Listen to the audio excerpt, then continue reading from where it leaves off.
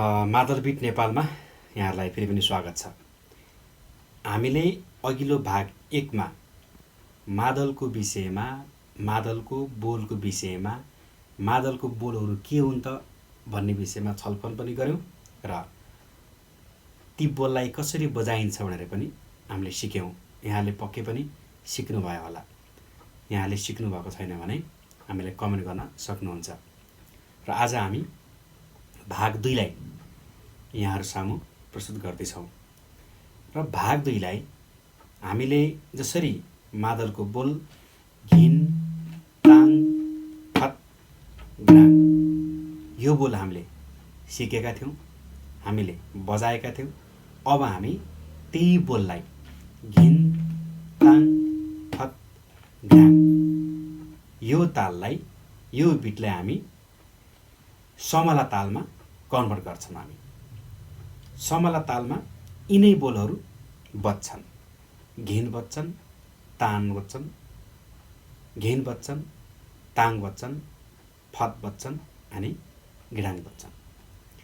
अब समला ताल पूर्ण रूपमा बज्नुभन्दा अगाडि हामीले एउटा थोरै काउन्टिङ गरौँ। जस्तो कि 1 2 3 4 1 2 3 4 हामीले पहिला काउन्टिङ गरौँ। यानी कि हामीले मादल बजाउँदाखेरि त्यो काउन्टिङ हामीलाई याद होस्, त्यो टाइमिङ हामीलाई याद होस्। र टाइमिङ याद गर्नको लागि 1 2 3 4 1 2 3 4 यो काउन्टिङ पहिला यहाँको दिमागमा, माइन्डमा पहिला सेट गर्नुस्। टाइमिङ 1 2 3 4 यो टाइमिङ याद गरेपछि यही टाइमिङमा यहाँहरुले घिन ताङ फत ग्राङ हान्न सिक्नुस्। कसरी हान्ने? 1 2 3 4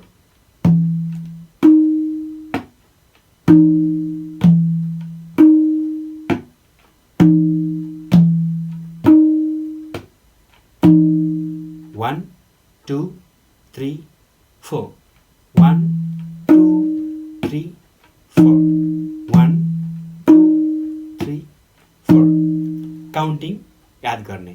हामीले यो टाइमिङलाई याद गर्यौं भने हामीलाई पछि मादल बजाउन साह्रै नै इजी हुन्छ। किनभने टाइमिङमा मादल बज्यो भने सम्पूर्ण बाजाहरू टाइमिङमै बज्छन् र भोकल पनि टाइमिङमै बज्छ। अब हामीले 1 2 3 4 1 र 2 लाई याद गर्ने, 3 4 अहिले याद नगर्ने। अब हामीले अहिले बजाएको घिन ताङ फत गिडाङ मध्येमा घिन फत र ताङलाई जोड्ने, घिन फत र ताङलाई जोड्ने। जुन अघि हामीले घिन फत ताङ गिडाङ बजाएका थियौं त्यसमध्ये 3टा मात्र बोललाई हामीले जोड्ने। घिन ताङ फत, यसलाई घिन फत ताङ जोड्ने। अब घिन फत ताङ जोड्दाखेरि हामीले फेरि टाइमिङ याद गर्ने। 1 2 3 4 घिन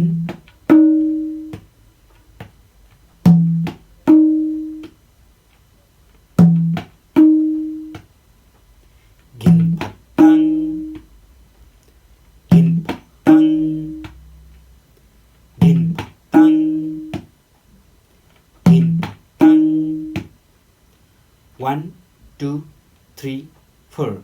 Din patang.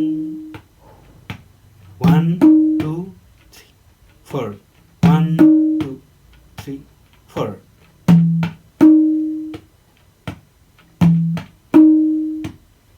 हामीले अघि बजाएको घिन फत ताङ गिडाङ मध्येमा घिन फत ताङ चाहिँ जोड्ने। घिन फत ताङ, यसलाई टाइमिङमा 1 2 3 4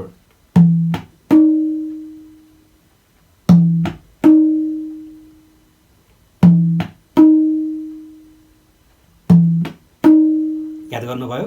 घिन फत ताङ टाइमिङ 1 2 3 4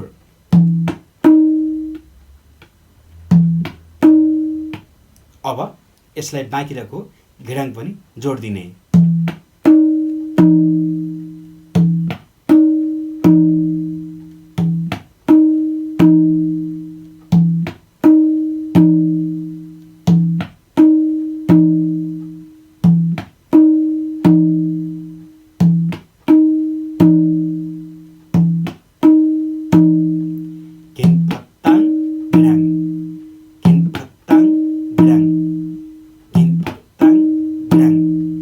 यसलाई रेगुलर कम्तीमा पनि 20 मिनेट जति प्र्याक्टिस गर्ने। 1 2 3 गो।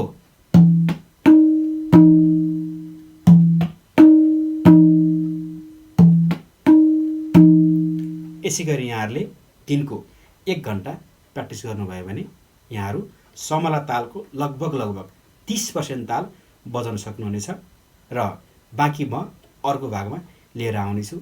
यहाँहरूलाई हाम्रो भिडियो राम्रो लाग्यो भने लाइक, कमेन्ट, सेयर, फलो अनि सब्सक्राइब गरिदिनु होला। धन्यवाद।